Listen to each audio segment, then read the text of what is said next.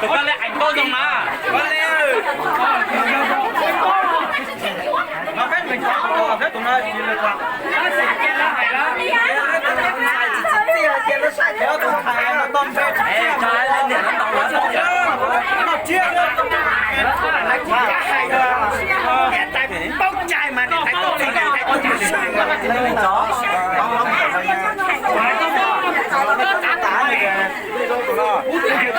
Nó mong là nó phải chuẩn bị chưa cái hành hình cho nó tạm bên mà cho tụi nó.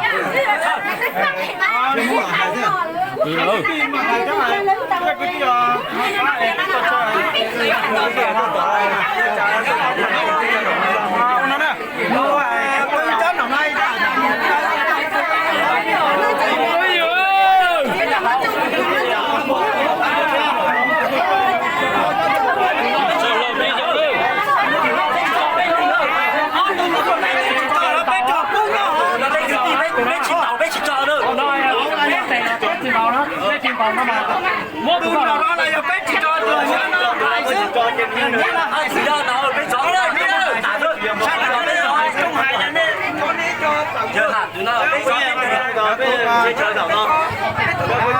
Nên cha long một cái gì đó to.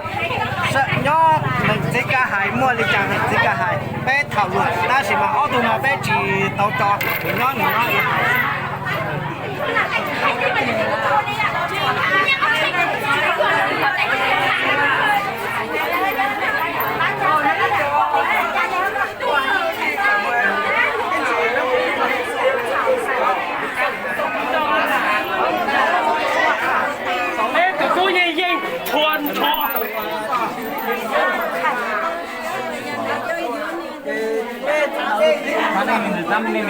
Có tụi nó đấy.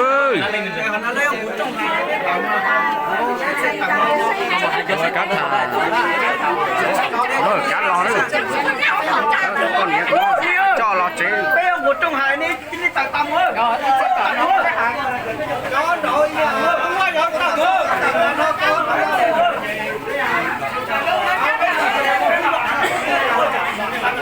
Bây giờ một trong hai này trồng lâu.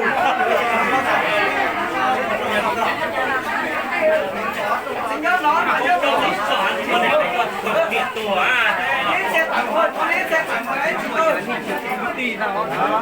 是啊，那买下那买要等那才这这这买，那再开，得等着那咱们老公那么早死了嘛，也那啥，要那再起对对，那养啊。Tôi đặt tay ô tô tiền Đang phải là thằng nóยังหนักไปหมดไปสุดthằng nóมาตุ่นมาตัวลูกสาวเอาตุ่นนั่นมันขาดจริงๆนะเอาตุ่นนั่นมันหาตัวลูกสาวยังหนักไปข้ายังไม่เจ้ายังหนักไปจะข้ามาจิ้งเล่นตัวใจตัวเลย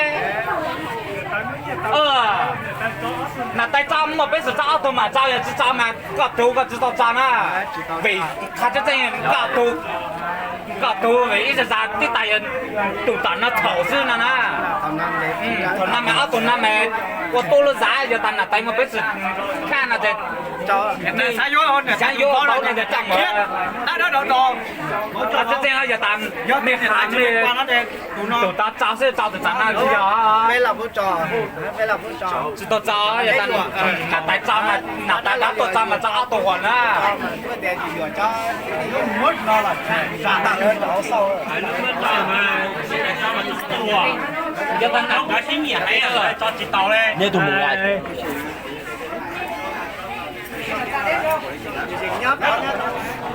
Nếu ấy sẽ tặng mưa. Nó bé yêu họ lửa nó bé nhát tặng nó lại. Bây giờ tặng. Nó bé từ tặng mưa. Bên gì là gì? Bên trong của ai? Ra làm đó. Ra làm.